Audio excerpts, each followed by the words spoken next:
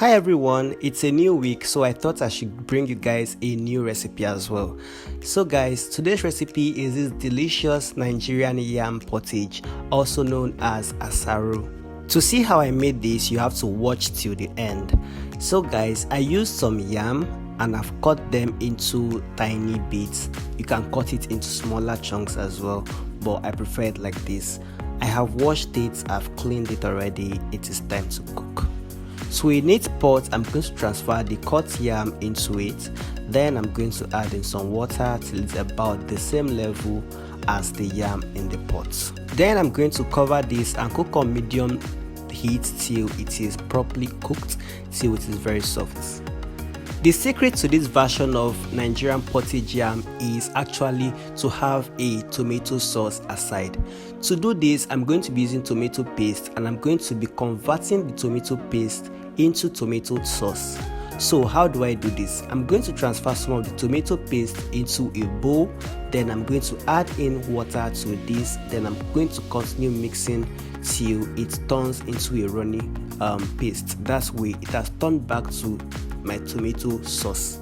So I'm going to set that aside, and if you noticed, I still reserved some tomato paste in the can. If you have some leftover tomato stew at home, then you can use that. No need of going through this stress at all. Just bring that out of your freezer and use that if you have tomato stew already. But if you don't, then you have to do this because it elevates the taste of the Nigerian yam pottage.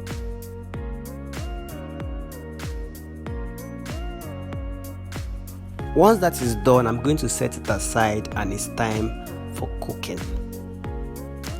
To a dry pot, I'm going to add in some vegetable oil. You can use any oil of your choice, even palm oil is welcome. Then I'm going to allow that get hot for a bit. Then I'm going to add in some chopped up purple onion. Use any onion of your choice, it's completely fine. Once I add in the onion, I'm going to stir for about 30 seconds before I go in with some locust beans, also known as iru in Nigeria. The flavor of this iru actually takes your meal from 0 to a 1000%. Once I fry this iru for about 5 seconds, then I'm going to go in with my tomato paste. I'm going to fry the tomato paste for about 3 minutes so that it can lose the sour taste and it is sweet and very separated. That's how you know your tomato paste is ready.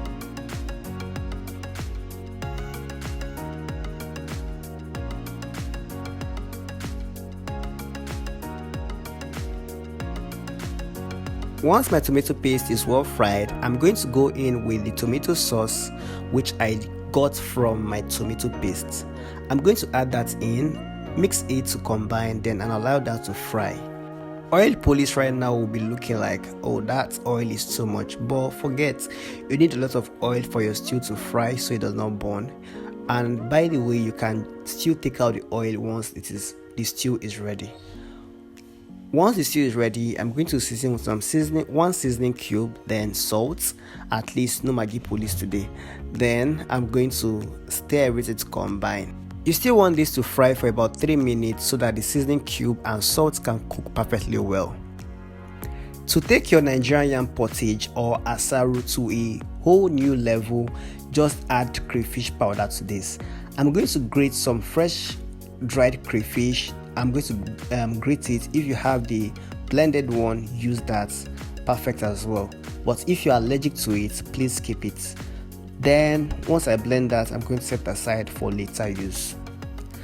Back to check on the yam, you can see the yam is well cooked, properly cooked. If you want it softer, then add in some more water, but I'm okay with the texture.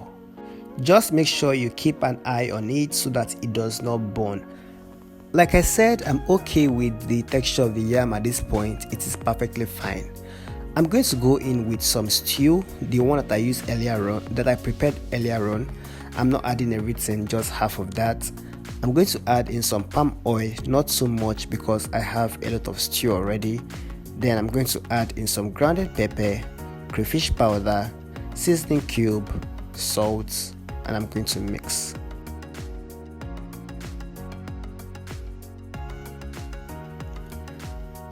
As you can see, it's looking kind of dry. I had to go in with some more water so that it can have this I don't know, this paste, this pottage taste, like porridge taste. I don't like the yam being too dry. I like it being very pasty. That's what I want. So I added in some water, mixed well, then I'll cover this, allow to cook for about 15 minutes till everything comes together beautifully. Now, after about 15 minutes of it coming together, you can see everything is coming nicely. Then I'm going to mash this. You can use a potato masher to mash this. You can use your spoon, you can use your spatula, you can use your pestle to mash this. I use my pestle actually. Then you want to mash this depending on your preference. I actually like mine half paste and half yam chunks.